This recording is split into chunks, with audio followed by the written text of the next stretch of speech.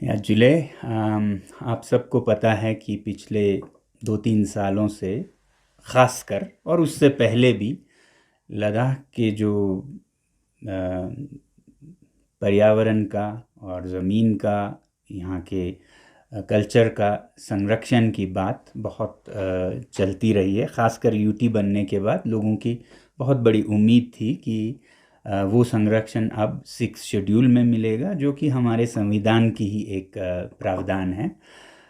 और इसके बारे में वो तमाम वादे और आश्वासन हुए हैं।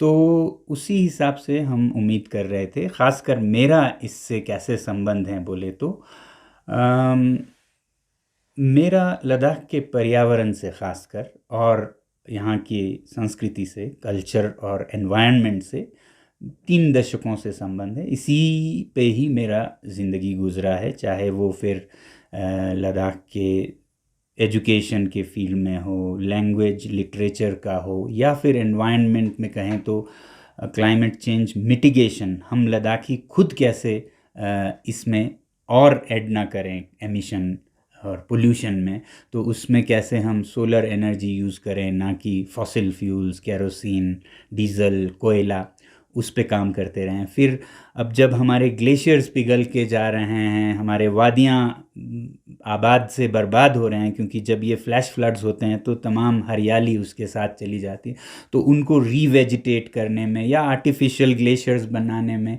इन सब में मेरा ज़िंदगी रहा है। तो जाहिर है कि जब ये बिगड़े पर्यावरण का संतुलन या बैलेंस, एनवायरनमेंटल बैलेंस, तो मुझे बहुत दुख होगा। तो इसलिए मैं इसमें ख़ास तौर पर अपने आप को जुड़ा हुआ पाता हूँ।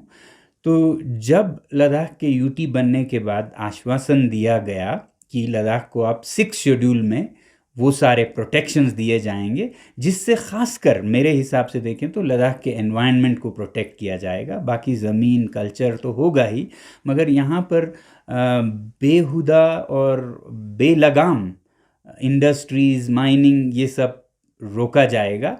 ऐसा नहीं है कि कुछ भी नहीं होगा, तिजारत या कारोबार या बिजनेस होगा, मगर लोकल पब्लिक रिप्रेजेंटेटिव्स के कंसल्टेशन से होगा। ये है 6 शेड्यूल। 6 शेड्यूल किसी को बंद नहीं करता है। 6 शेड्यूल लोकल लोगों को वो आवाज़ और ज़ुबान देता है कि वो उनके मंशा अनुसार तरक्की हो, विकास हो।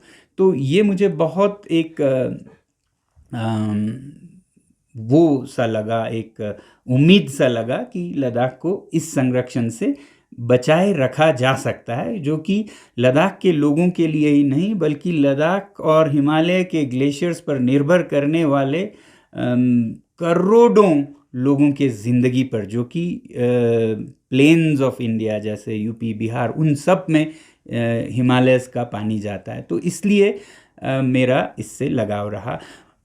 फिर इन आश्वासनों के बाद हमने ये देखा कि जब इलेक्शंस हुए तो इसी मुद्दे को रूलिंग पार्टी ने खासकर इलेक्शन में पहला अपना मुद्दा बनाया, पहला अपना मैनिफेस्टो का एजेंडा बनाया।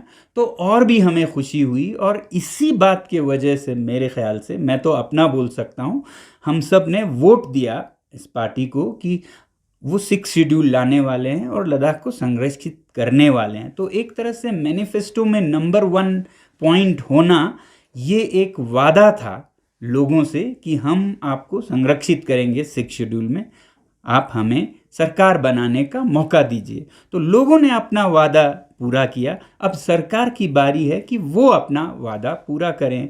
तो इसका मुझे चैनी से, बेताबी से इंतज़ार है